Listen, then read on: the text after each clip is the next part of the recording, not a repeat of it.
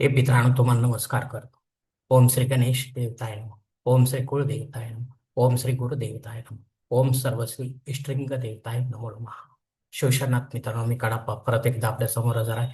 माझ्या धर्मकरम चॅनलमध्ये आपले सहर्ष स्वागत करीत आहे.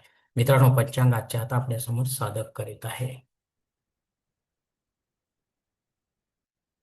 मित्रांनो, आज रविवार दिनांक 1 फेब्रुवारी 2026, शालिवान शके 1947, संवत्सर विश्वावसु, अयन उत्तर, ऋतू शिशिर, मास माघ, पक्ष शुक्ल, उत्तरातील 3 वाजून 39 मिनिटांनंतर कृष्ण पक्षाला सुरुवात होईल. मित्रांनो, आजची तिथी पौर्णिमा तिथी आहे. उत्तरात्री 3 वाजून 39 मिनिटांनंतर प्रतिपदा तिथीला सुरुवात होईल. वार रविवार आहे. नक्षत्र मित्रांनो पुष्य नक्षत्र आहे.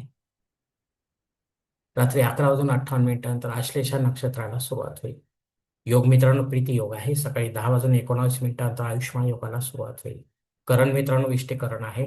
दुपारी 4 वाजून 43 मिनिटांनंतर भवकरणाला सुरुवात होईल आणि उत्तर रात्री 3 वाजून 39 मिनिटांनंतर बालवकरणाला सुरुवात होईल. मित्रांनो, प्रमुख ग्रहांची राशीस्थिती पहाटे 5:30 वाजता अशी असणार आहे.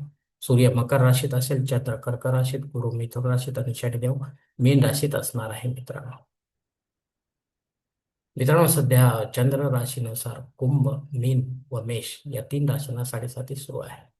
या राशींच्या जातकांना साडेसातीचा त्रास होत असेल तर त्यांनी जवळच्या ज्योतिषाकडे जावे आणि आपल्या जन्मकुंडलीच्या माध्यमातून शनिदेवतेची पोझिशन तपासून पाहावे. ती जर अशुभ असेल तर आपल्याला धार्मिक सेवा शनिदेवतेची करावी लागणार आहे.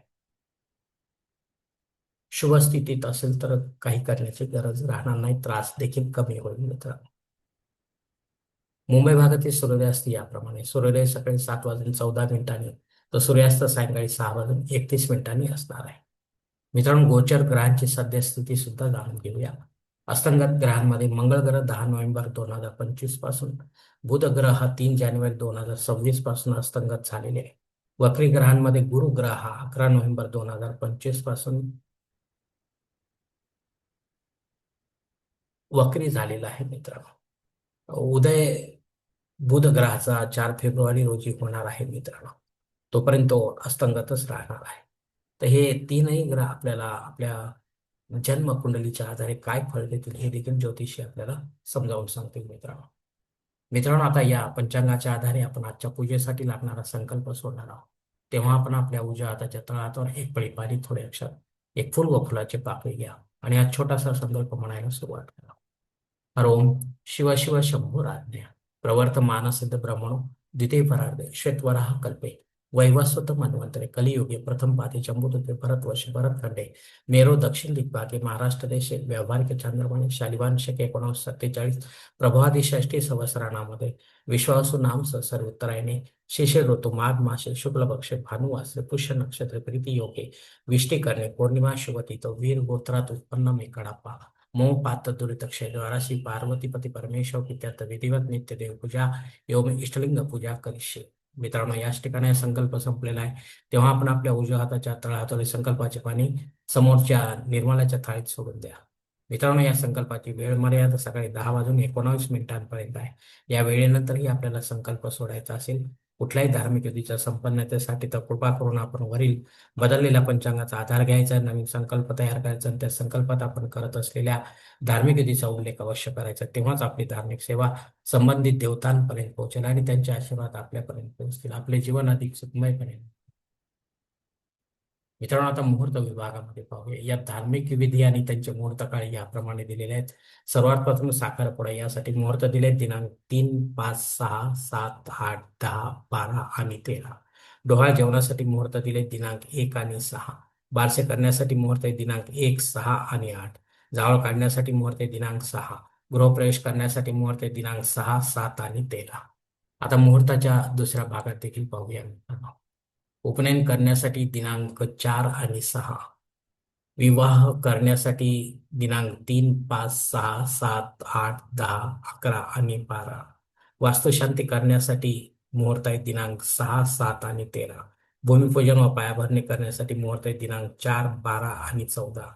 देवमूर्तीची प्राणप्रतिष्ठा करण्यासाठी मुहूर्त आहे दिनांक 6. यामध्ये आपण भगवान विष्णू सोडून सर्व देवांसाठी देवींसाठी प्राणप्रतिष्ठा करू शकता मित्रांनो त्यांच्या मूर्तीची. पण ही प्राणप्रतिष्ठा झाल्यानंतर दुसऱ्या दिवसापासून आपल्याला या मूर्तींवर संबंधित देवतांचा अभिषेक घेणे क्रम प्राप्त आहे मित्रांनो. अन्यथा अशा प्राणप्रतिष्ठित मूर्ती देखील खंडित मानल्या जातात आणि त्यांचे विसर्जन करावे लागते मित्रांनो. पंचांगातील इतर काही महत्वाची माहिती ती आता आपण पाहू मित्रांनो. पंचांग शुद्धी नाही मित्रांनो. दिन विशेष मध्ये दुपारी 4:43 भद्रा योग असणार आहे. हा राहूच्या अंडर येत असल्यामुळे आपण शक्यतो या वेळेपर्यंत महत्वाची किंवा विशेष कामे करू नका, अन्यथा आपल्याला त्यात अपयश येण्याची शक्यता जास्त राहणार आहे.